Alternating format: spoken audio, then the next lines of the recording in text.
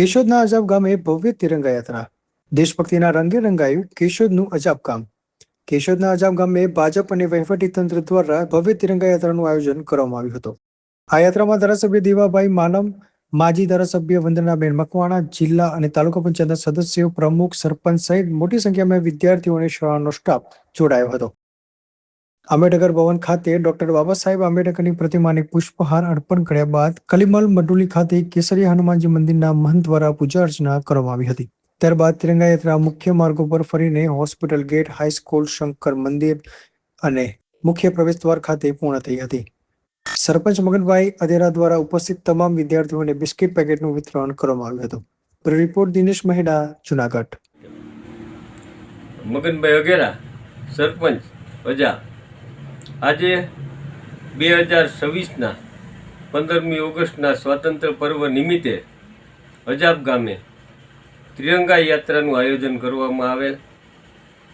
આ યાત્રાની અંદર પધારેલા માનની ધારાસભ્ય શ્રી દેવાભાઈ માલમ, તાલુકા પંચાયતના પ્રમુખશ્રી, જિલ્લા પંચાયતના સદસ્યશ્રીઓ, તાલુકા પંચાયતના સદસ્યશ્રીઓ, વિવિધ ગામમાંથી પધારેલા આગેવાનો અને સરપંચશ્રીઓ, અજાબના આગેવાનો અને દરેક સ્કૂલમાંથી પધારેલા વિદ્યાર્થી ભાઈ બહેનો અને શિક્ષકગણ મોટી સંખ્યામાં ત્રિરંગા યાત્રા નીકળી હતી.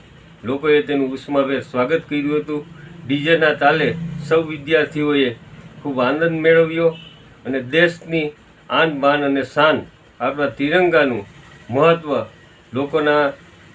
લોકો સમજી શકે અને સ્વાતંત્ર્ય પર્વ નિમિત્તે સૌ ભારતવાસીઓને ખૂબ ખૂબ શુભકામનાઓ પાઠવું છું.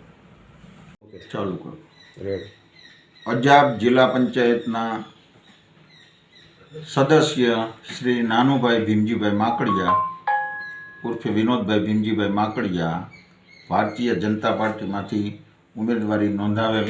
એમાં હું સદસ્ય તરીકે બહુમતીથી વરણી થઈ અને આજ રોજ અજાબ ખાતે ત્રિરંગા યાત્રાની પ્રારંભ થયો.